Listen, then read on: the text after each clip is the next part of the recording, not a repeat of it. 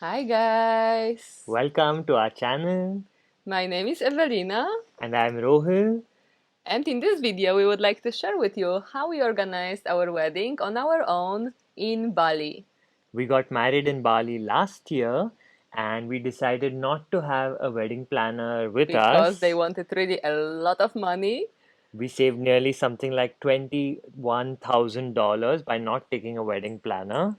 and by taking some extra work on our shoulders, definitely, and a Yeah, little because bit we had to extra manage stress. people and manage everything, but in the end, we only ended up spending something like $7,800 US dollars.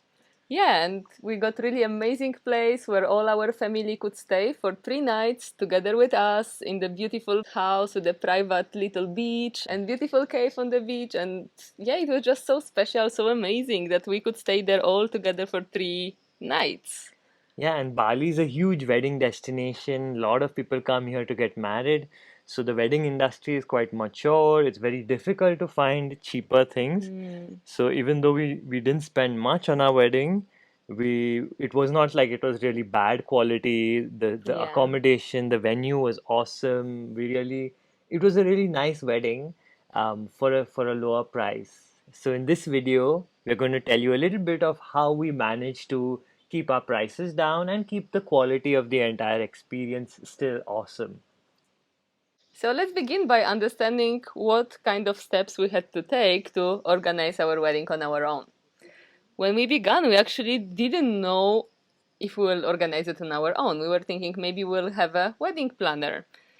So our first step was to find the wedding venue. So we just had a couple of criteria when we were choosing our venue. One was that we wanted to choose the venue in June, July time because that was the best time that Evelina's family from Poland could come to Bali and also my family from India could come to Bali. We actually decided to do the wedding in Bali and not in Poland or India because we wanted to really do it our way. And if we did it in India, for instance, it would not purely be the way we wanted to have it. And the same if we did it in Poland.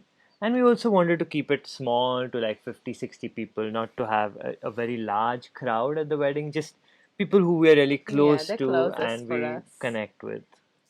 And we really love Bali as well. That's the place where we met, that's the place where we live, that's the place where we have a lot of friends as well. So yeah, we thought that this is just our place to get married in. And the second criteria we had was that we wanted to get married on the beach. We thought it'd be really cool to be married on the beach. So we started to look out for wedding venues on the beach. And we started by looking at Uluwatu, which is our like one of the favorite areas in Bali. So first we just looked for different wedding venues down south in Uluwatu area. And for those that don't know, Uluwatu has these spectacular cliffs. Mm. So it's a really cool surf spot. Many professional surfers come to Uluwatu to surf, and it's got these spectacular cliffs with amazing views. So you've got all these nice hotels right on these cliffs. So yeah, first we just found online couple of places, a couple of wedding venues, and we contacted them by email. And later on, we were driving by in this area, and we decided, okay, let's visit this few different places. None of the places was actually ideal for us. There were different things which we didn't like about places. So some places were just crazy expensive. That's the first thing. Yeah, and the thing is that it's such a big business that Mm, many of the places they rent you their venue for just half a day for 6 hours. So you have one was what 6 a.m. to 12 noon, mm, which was cheaper, and then you can get something like 4 p.m. to midnight 10 p.m. or or something 11, like that. yeah. Yeah, so like 8 hours in the morning and 8 hours in the evening, something like that.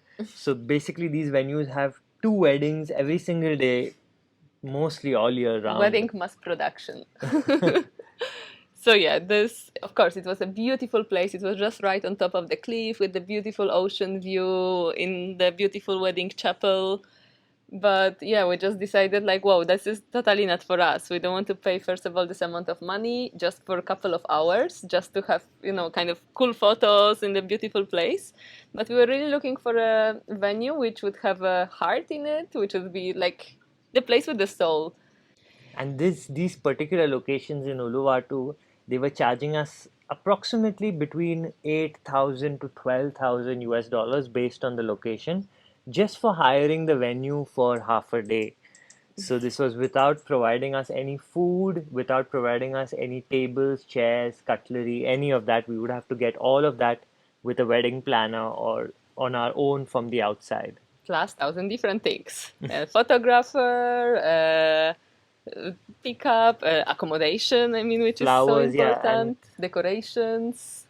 Yeah. yeah, and talking about accommodation, that was something really important for both Evelina and me. Was we wanted a place which could host our family for a few days. We wanted to stay together with Evelina's parents, my parents, our siblings, some of Evelina's childhood friends, my uncle. So all of them who are coming to Bali, our closest family, we wanted a space where we Mm, could stay together with all of them. Um and so we would have had to book an extra venue separately and arrange transportation from the wedding venue to that venue back and forth and so on, yeah. which would, of course, complicate things much more. And it didn't make sense, definitely.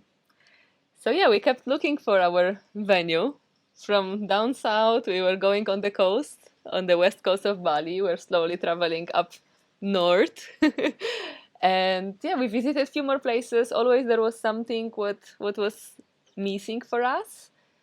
And yeah, later on, it was actually somehow by accident. We were looking for the villas in the area of Balian Beach. Balian Beach, which is about an hour and a Yeah. half west of Canggu. And we were visiting one of the villas there, and then just by accident, somehow I was checking on the Google map, just the places around, and then I saw this place, the Cove, and I'm like, wow, that looks so beautiful.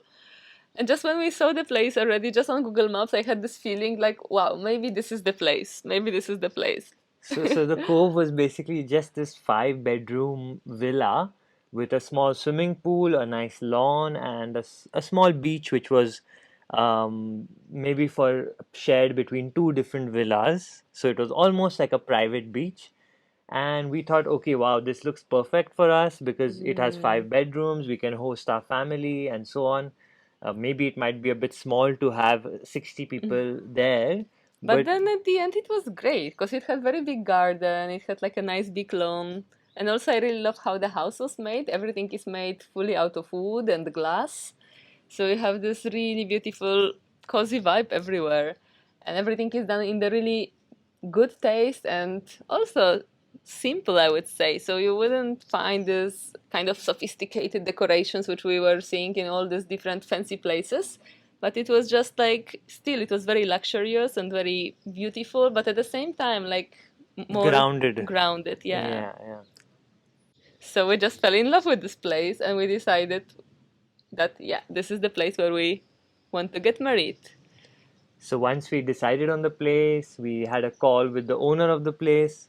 We paid them for 3 nights for the accommodation cost, and there was an extra charge which we had to pay for the local banjar, as they call it here in Bali, which is basically the local village head. You have to give him some money if you're going to have an event with more than Mm. 20 people.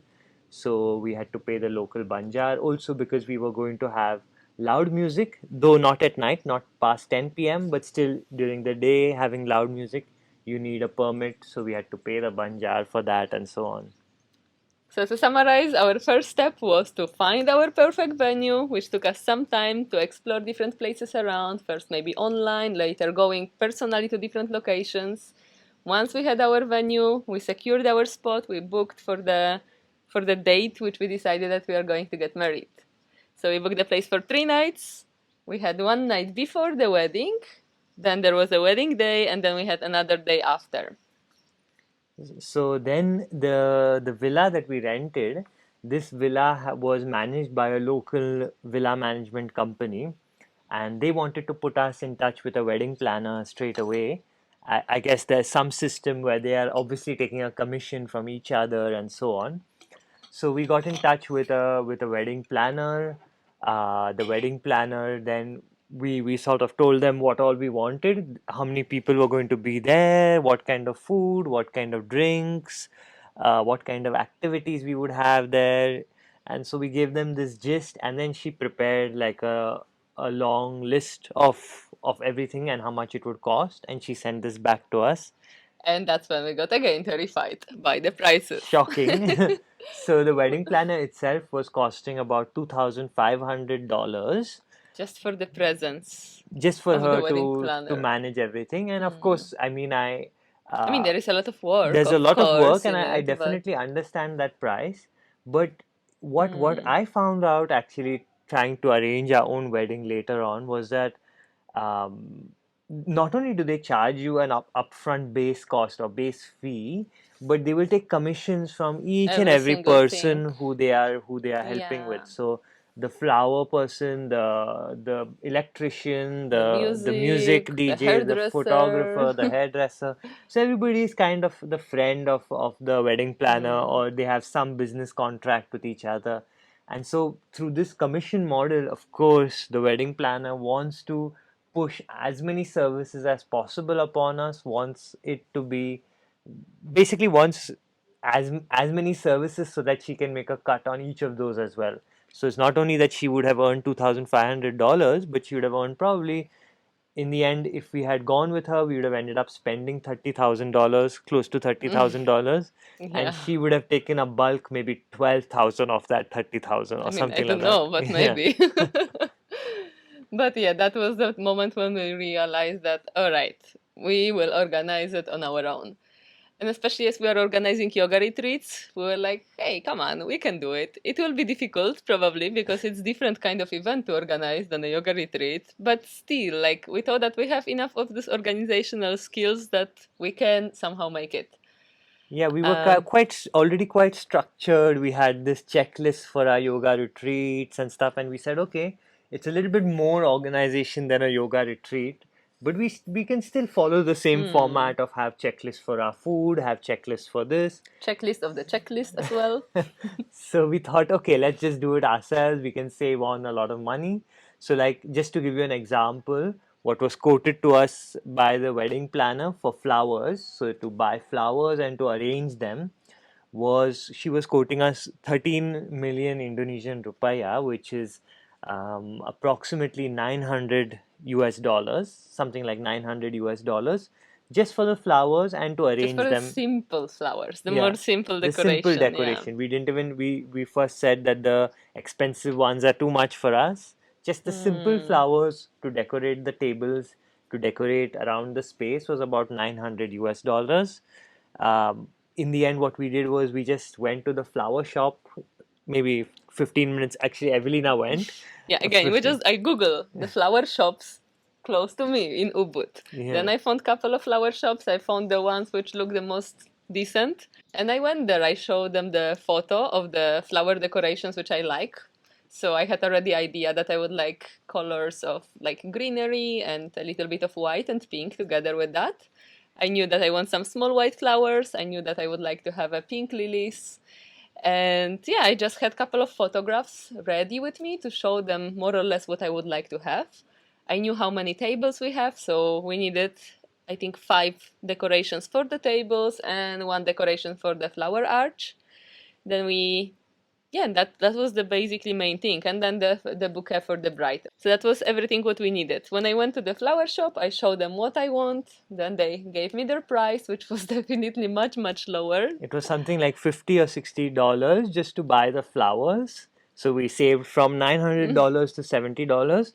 And then all we did was we hired the lady, actually one of the really nice local ladies who is helping us to clean in our villa, and she's managing the villa where we live in our home.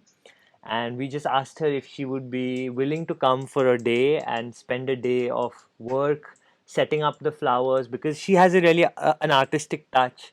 She really pays attention to detail even when it comes to our Hmm. home. So we thought she would be the perfect person to do this, and she was more than happy to do it. And she came also together with her boyfriend, so they spent some time on the beach together on Yeah. the mini holiday, kind of working holiday.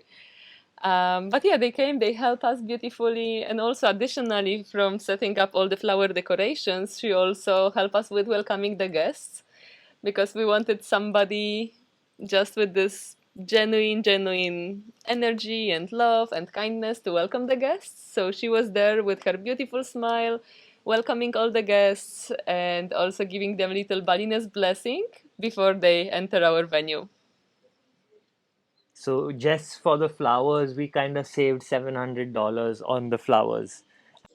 The next thing which we had to organize, it was the furniture.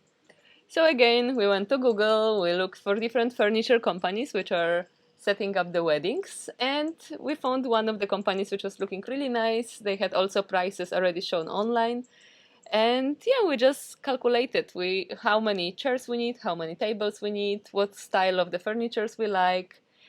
And ultimately we chose the wedding arch, chairs, tables, and the small additional table for welcoming the guests. Hmm. That's Yeah, it, it was right? not too Yeah. much. Yeah.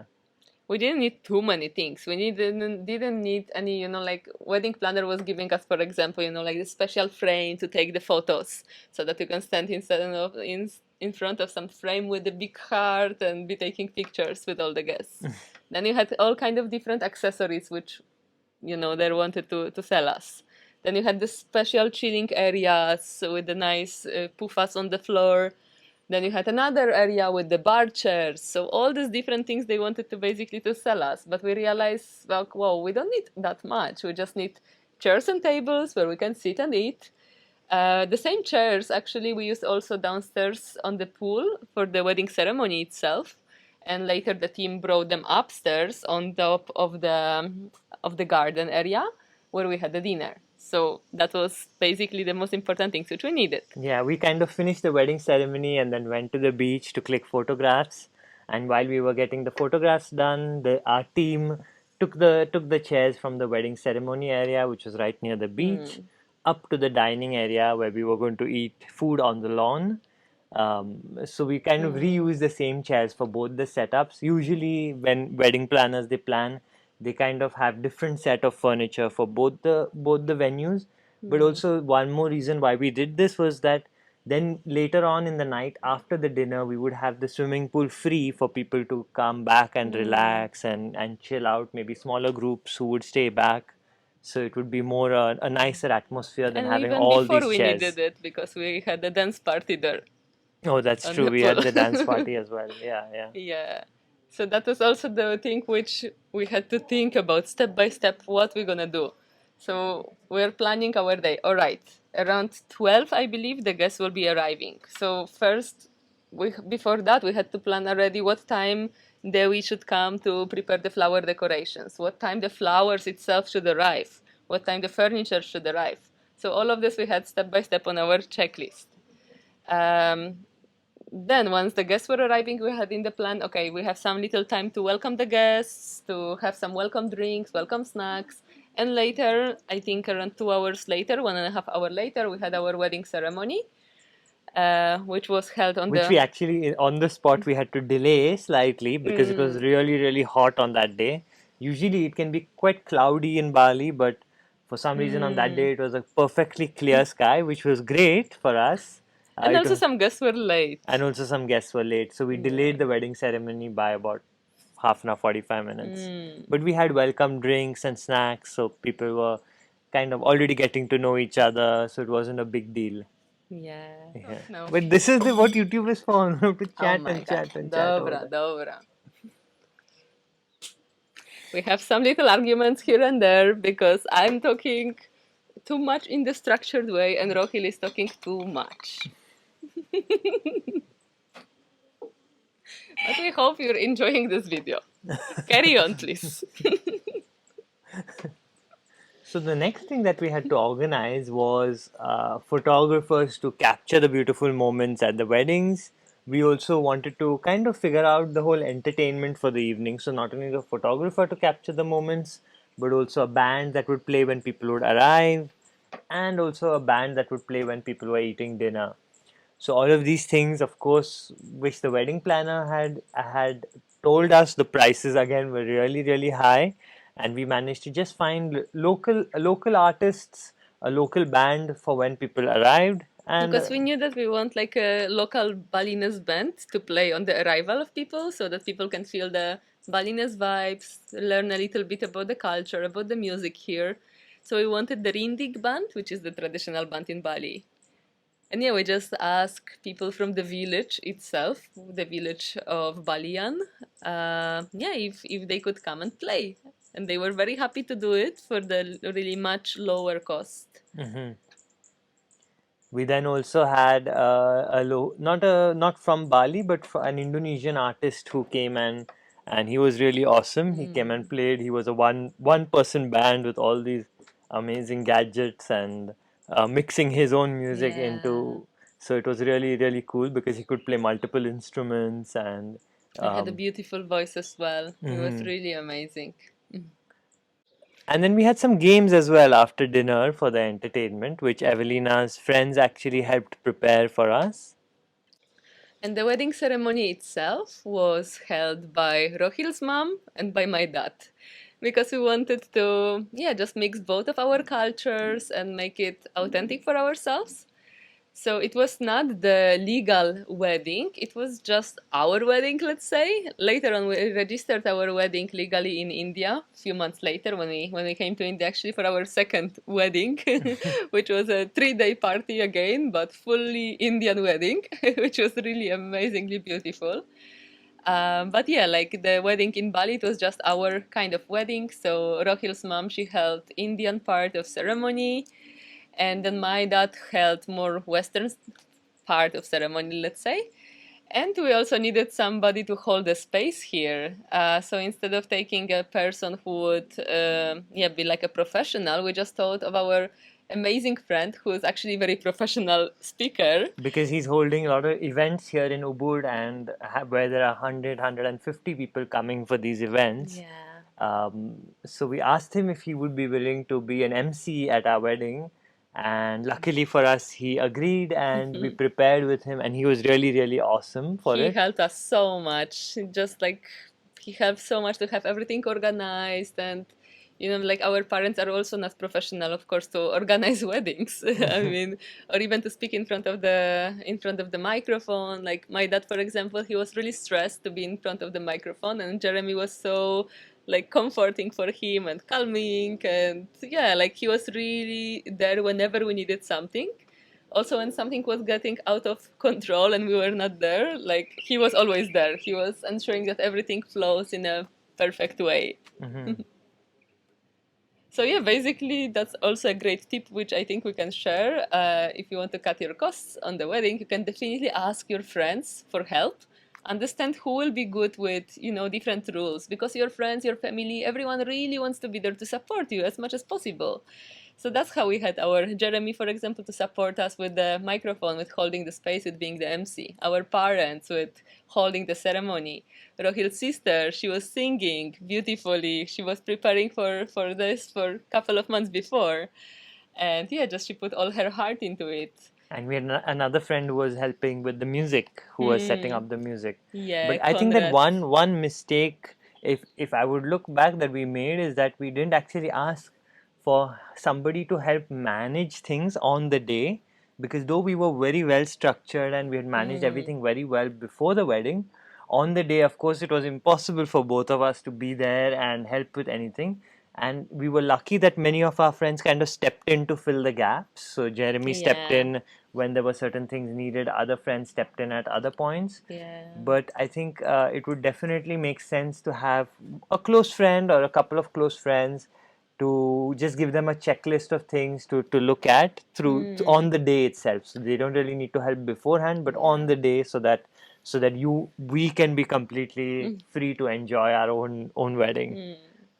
So basically, all our family, all our friends were supporting us greatly on organizing the ceremony, on holding different parts of it.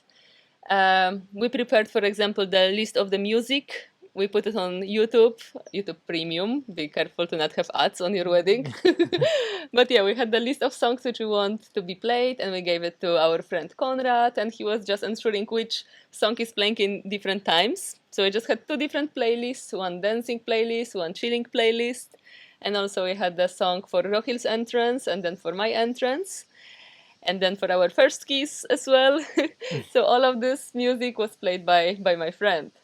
So yeah, they were just greatly helping us to organize everything, to hold everything in a proper order. And yeah, now we can talk a little bit about the food. So the food which we wanted to have on our wedding, it was something more healthy, more yogi style, let's say. We didn't really have much alcohol. In the end, Yeah, we were with the thought that we won't have any alcohol. just coconuts and fresh juices. But there were a lot of people who were, especially our parents, both our Yes. dads were quite resistant to They're it. like, oh my god, wedding without alcohol? So we settled by getting a few beers, which actually got over really quickly, Yeah, and we had to and get extra. and we had to get extra on the spot. Luckily, they had some extra. But yeah, like our welcome drink was basically a jamu, which is Indonesian health drink, and we also had coconuts. We had some healthy snacks for the welcoming of the guests. After that, dinner was cooked in the traditional Indonesian style. We had everything vegetarian, a lot of different veggies, curries. It was everything really delicious and simple. We had also, yeah, that's in the dinner time where we started to serve as well as additional drink, a part of fresh juices and coconuts. We also had some beers, so our family friends could also enjoy them. And yeah, then we had the cake also. So for the cake, we decided to not get a big wedding cake because yeah, it just cost so much money as well. That was other thought which we had. And at the same time, like we were like, why do we need to have this huge cake and cut it? And what does it even mean? So we decided to order our favorite chocolate cake. We just asked them to make it like double, right? Or how was Yeah, it? double. Yeah. Yeah, yeah. And yeah, it was coming from our favorite healthy bakery, which was all natural, without sugar, just with coconut sugar, with the healthy cacao. And yeah, we enjoyed this cake so much. Everybody liked it as well at the same time. So we also cut cost a lot on the wedding cake, on the food as well. And for the food, actually, we had a lady who was cooking for us, and she basically was charging us for the ingredients of the food, and whatever the ingredients of the food cost, she added an extra 25% on top of that, and that was her fee. So it Hmm. actually came out quite cool, very very decent for us, because we stayed there for 3 nights in the venue, and we were providing food for 15 people. Also, the next day, we after the wedding, we had a yoga class where we called all our close friends. We That had was our another second part of the wedding second part of the wedding, and we had 30 people there for the brunch as for well. the brunch. So the main wedding dinner, snacks when the guests arrived, the wedding dinner, the brunch the next day, and all the meals for our family for the next couple of days. All of this together was only $1,500. There were a lot additional small costs here and there as well. So, for example, we're thinking how we're gonna get the microphones, the speakers, how we're gonna get the lights, and all of this lighting stuff and equipment stuff. It was very pricey as well. Um, So the just to rent the lights, not even to buy them. So there were some companies that were willing to rent the lights, helping to set it up and to again dismantle it and take it away. And they were charging close to $300 just for the lights. So we did a bit of research, and we found a shop very close by to us which was selling lights. They were selling these kind of things, these long ropes, these light ropes, where you yeah, where could you just have to attach put the 20 bulb. bulbs, yeah, 15 or 20 bulbs. So we bought a few of those, and we bought many, many bulbs. And in the end, it cost us like $75 to buy all those lights. And we have these lights forever now. We actually keep using them on our yoga retreats Yeah, now. we actually put them up on the in the dining area of our yoga retreat, which looks really beautiful as well. Yeah. And yeah, from $300 $400 to $80, and then the same lady who set up the flowers for us, once she had finished doing all the flowers, she was more free in the afternoon. We also got her to help us with the lights after that. And regarding our outfits, we had just one set of outfits. I had one white dress and the little Indian accent, which was the, how you call it, mantika? Mantika. Mantika, the stingy on the head, beautiful and shiny. And Rohil had his Indian set of clothes, how you call it? I had like a kurta, a sherwani, a traditional Indian dress, and that was what we wore for the wedding ceremony. And we also had another set of more kind of semi-formal, semi-informal clothes for the next day when we had our guests over for brunch. Right, so that was our wedding, and it took a lot of extra effort, definitely, to prepare it on our own. However, we definitely cut the cost a lot, and we also enjoyed actually every single step of organizing it. It was just so beautiful to put everything together, to have all our checklist, and checklist of the checklist, and yeah, to do it all together. And then on the day of the wedding, it was truly like the most beautiful day of my life.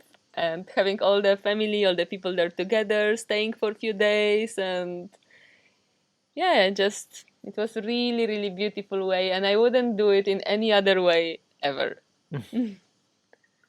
And we were also joking a lot after that that maybe we should be wedding planners. We're quite good at it, but it is quite a bit of work. So that Yeah. definitely we won't only give you the rosy side of the picture that all was awesome. We saved all this money and had a beautiful wedding. If you do the same way, you will be waking up in the middle of the night thinking, "Oh my God, I didn't tell this to the flower lady. Let me add it to my checklist." So I think it really matters if you are already an organized person with lot of lists, maybe on your digital pads or in writing. If you are already used to making lot of lists and managing different lists, then it can be quite streamlined, quite easy. But if you're not such an organized person, it can be quite a challenge. So maybe in that case, going with a wedding planner might be better. Hmm. So maybe let's try to summarize it somehow shortly in 2 minutes. First of all, we need to set up our dates, find our venue. Once we have that, we need to think of all the things which we need, such as furniture, flower decoration, our clothes, music system, equipment, The photographer, wedding arch, the wedding arch, which we had also, the food, the food. What else? the entertainment along with the dinner, maybe some games. Mm. We had quite a few games Oh, at the yeah, we had wedding. games as well. The music at the wedding, Hmm. the drinks, what kind of Yeah. drinks.